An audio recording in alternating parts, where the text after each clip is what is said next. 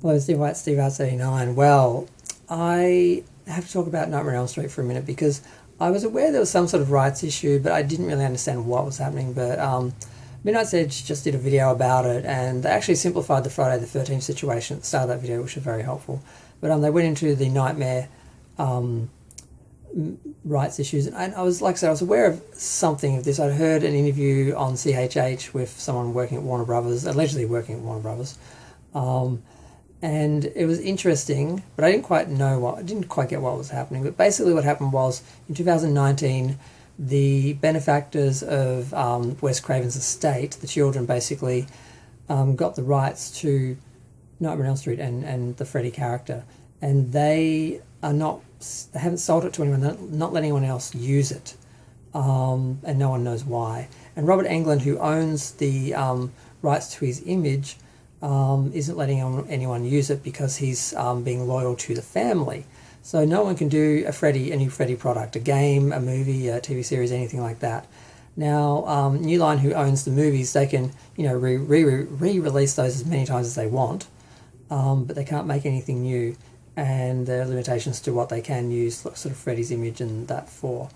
I think I've heard that with some of their newer products, they're using the Freddy from the remake, played by, is it someone Haley Jr., I can't remember his name.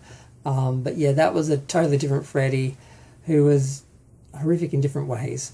So yeah, that's a real mess.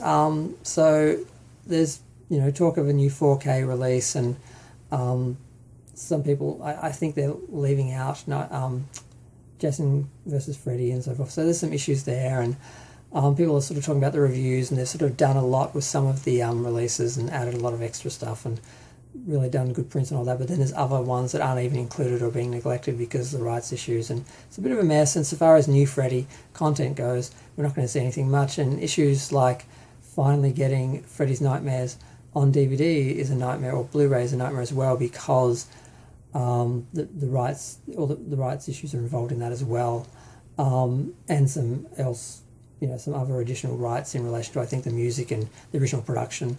So that's a mess. We'll probably never see that either. And I'm just like, why do these people just hang on to the rights so hard that no one else can use them, and no one makes any money? Like, okay, maybe you can't get as much money as you think you should from someone who wants to use an IP, but if no one uses the IP because you're charging too much for them, what's the point? You're getting no money. And maybe the people that own these rights, they don't work in the industry, they have their own careers, they don't need the money, so they've just said, well, I want this amount or nothing, and in the meantime no one else can use the rights.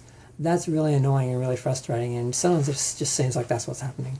But so Friday the 13th for Nightmare on Elm Street will not be getting new films or games or serious merchandise that actually resembles anything we saw in the films or the TV series back in the day, because all the rights are owned by different people, and it's just a mess. So yeah, I think New Line wants to do something with Freddy, but like the kids won't sell it to them, and like I said, Robert Englund won't do anything with his image and anything he controls without their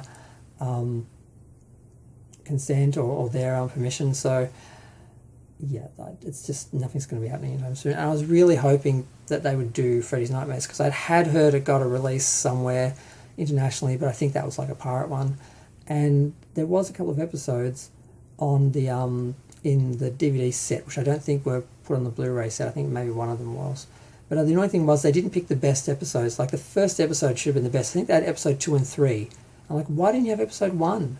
1 actually had Freddy on trial for his crimes, and it was actually about Freddy, not just having him be a host. Like, the other ones were just he was the host. And it was nice to have 2 examples of the show to see what it looked like and that, because I haven't seen it for years. But I would have rather the first one, so I don't know what happened there. But yeah, so it's a mess, and I have a better idea of what is the issue now, because I'd heard a few things and I didn't quite understand what was happening and how it was affecting things, and now it's like, okay, we're not getting any Friday or Freddy stuff anytime soon, because all the people that own the rights are holding on to them for excessive amounts of money, or they are sort of fighting for other rights owners. It was the same thing with Jason and Freddy back in the day.